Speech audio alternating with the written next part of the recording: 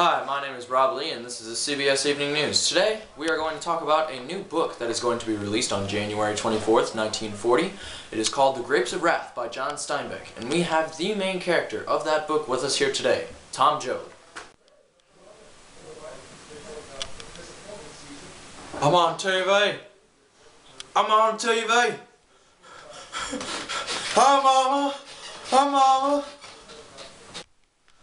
Well, we all know you're on TV, Tom. But I understand that you were recently released from the Oklahoma State Penitentiary where you had served a service for killing someone out of self-defense. Do you have any comment on that? Yeah, I killed a guy with this shovel. It was self-defense. Yeah. Well, I understand that apart from being released from the state penitentiary, you've been through quite a rigorous and very, very grueling journey. Is that true? Well, I have been through a terrible ordeal. I have been through a terrible ordeal. I have been through a terrible ordeal. I have been through... What's wrong with him? I'm sorry, sir. The teleprompter's broken.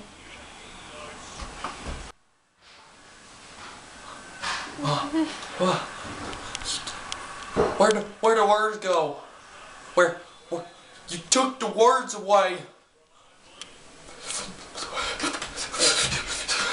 You took the words away.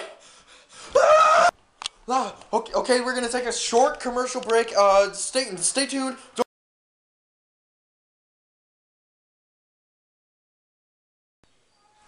We're back with another painful episode of the CBS Evening News with myself, Rob Lee.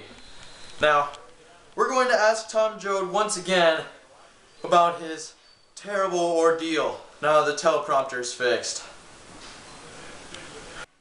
Do I have to say what's on the sheet? Yes, you do. Oh, okay. Well, as Rob said, I was released from the Oklahoma State Penitentiary because I accidentally killed a guy. Yeah.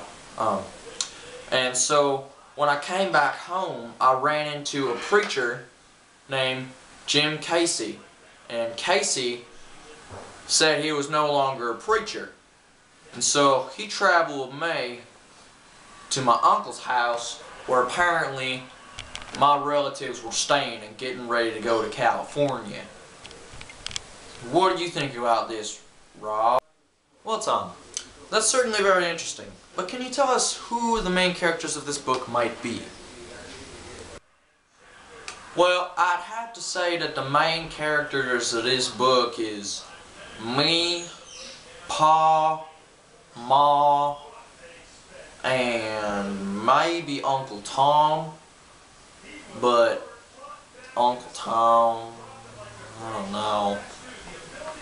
What happened was we were going to California, and then Grandpa, who was traveling with us, died of a stroke. And when we buried him, Noah, my brother, thought that he was useless, so he ran away. And then Grandma died. And as we kept going, we kept looking for work, and we couldn't find none. And what's worse, we got in a fight with a deputy, and Casey, sorry, can't read this. Casey, he got kidnapped by the deputy in my place, and I felt real bad. We kept going and going, and eventually we found this really nice government-run camp. I found work there, and everyone was treated nice, but eventually wages went down and we had to leave. Well, can you finish the story, Tom? It's a very interesting story. I'd like to hear the rest of it. Well, after we left the camp, we went to work at another large farm, and we found people protesting in front of it because no one wanted no Oklahoma people getting work in California. And so we go to those protesters, and I find out that their leader is my buddy Jim Casey. And for some reason, we get caught by a deputy in the middle of the fray. We end up running away. He chases us, and Casey is killed by that deputy. And I'm so mad. I took up my shovel, which is way over there, and I can't reach it. And I killed the deputy. And I wish I could have taken that back, because I had to go into hiding. And we eventually had to hide out in like boxcars and get work picking cotton. Wasn't very fun. Nah. Well, I have been on the run for quite a while now, but damn cops ain't never gonna find me. Tom Joad. Yeah. You're under arrest. Whoa, oh man, what'd I do now? You killed the deputy. But don't take me, Sheriff. I'm too young to go. I already been there.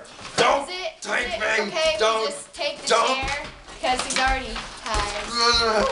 What are you looking at, bud? What are you doing? What are you looking at? Well, apparently because Tom Joad has now gone to jail, I think I'll tell you a little bit about John Stienbeck. Okay, goodbye. He was born on February 27th, 1902, and he was born in Salinas, California. His father was actually a county treasurer, and his mother was a former school teacher. After high school, he worked as a tour guide at a fish hatchery in Tahoe City, where he eventually met his future wife, Carol. But they would divorce in 1941. He also served as a World War II correspondent, and he died of heart disease on December 20th, 1968. But during his lifetime, he won the Nobel Prize for Literature. And I'm sure that we can all agree that his books are very good. Well, this concludes our show. I'd like to thank you all for coming here tonight, and thank you. Well, it appears that there have already been reviews for this book, even though it hasn't even come out yet. The Character Relation magazine says that finding work is hard. It certainly is in this book, because the Joads keep trying and trying to find work in California, but their wages are never high enough, and they can never find work for everyone. The Symbolism magazine says you must follow the golden rule, which may be the most important rule of all, because if the Joads were not treated so badly, then they would not have rebelled against the Californians and everyone else that mistreated them. I'd like to thank you all for coming and watching this today. This is Rob Lee from CBS Evening News. Good night.